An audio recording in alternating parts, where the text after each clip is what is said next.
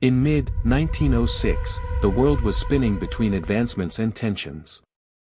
In the United States, cities were growing with the force of industrialization, while the countryside maintained deep rural traditions. Theodore Roosevelt presided with a firm hand, championing progressive reforms and environmental conservation. In Europe, empires were silently arming themselves, preparing the ground for future conflicts. In Brazil, coffee dominated the economy and the republic was still in its infancy. It was against this backdrop of change and contrast that, on an isolated farm in rural Wisconsin, Ed Gein was born, into a world that had yet to imagine the horrors that would one day be associated with his name.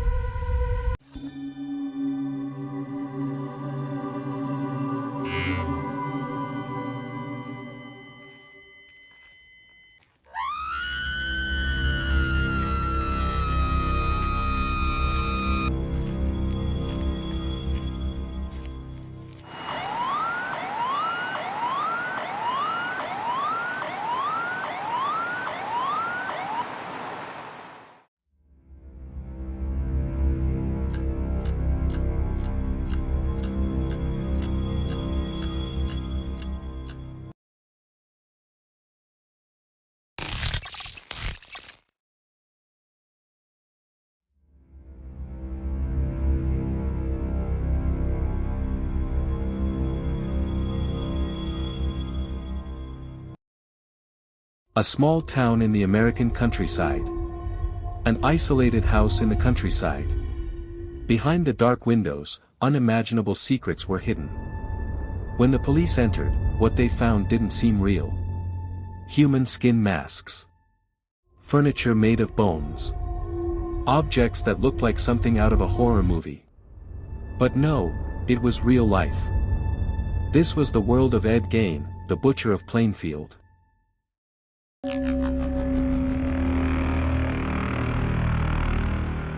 Edward Theodore Gein was born in 1906 in Wisconsin. His father was an alcoholic and absent, and Ed lived practically isolated from the world, without friends, only under his mother's obsession. He had only one brother, Henry Gein, who was born in 1901. They both grew up on the family farm in Plainfield, in a home extremely controlled by their mother, Augusta, a religious fanatic who preached that all women were sinners and instruments of the devil. His brother Henry died in 1944 under suspicious circumstances. Officially, his death was attributed to smoke asphyxiation during a brush fire near the family farm where he and Ed were working. However, speculation arose years later, when Ed Gein's crimes came to light. Some believe Ed may have been involved in Henry's death, especially because Ed led police directly to the body, despite claiming he didn't know where Henry was. Henry's body had bruises on his head, which didn't match the official cause of death as smoke. No further investigation was conducted at the time, and the death was quickly ruled accidental. These suspicions were never confirmed, but they are part of the mystery surrounding Ed Gein's story. His mother's death in 1945 left Ed completely lost. She was his only link to reality. After suffering a series of strokes, she had been debilitated for some time, and her death had a profound impact on Ed.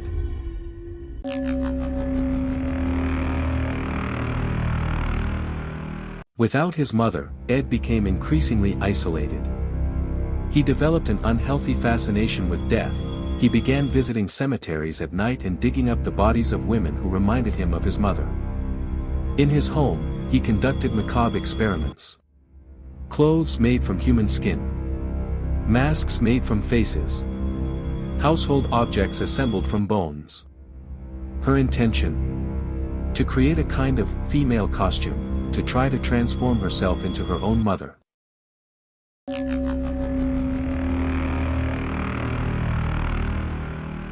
Although he was best known for his grave robbing, Ed also killed. Mary Hogan disappeared in 1954, police only found out after he had confessed. In 1957, Bernice Wardens disappeared in Plainfield. Her son, who was the local sheriff, suspected Ed, and the police went to her home. When they entered, they found Bernice dismembered and hung like a slaughtered animal.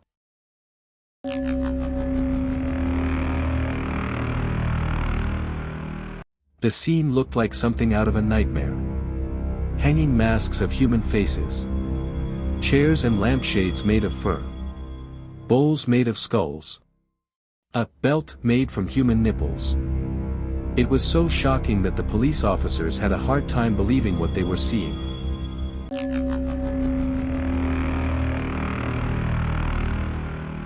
Arrested in 1957, Ed was declared not criminally responsible for his insanity. He spent the rest of his life in psychiatric hospitals.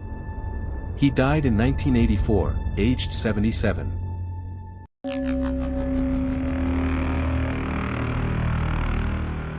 Even with few victims, Ed Gein became one of the most influential criminals in pop culture. Directly inspired. Norman Bates, Psycho.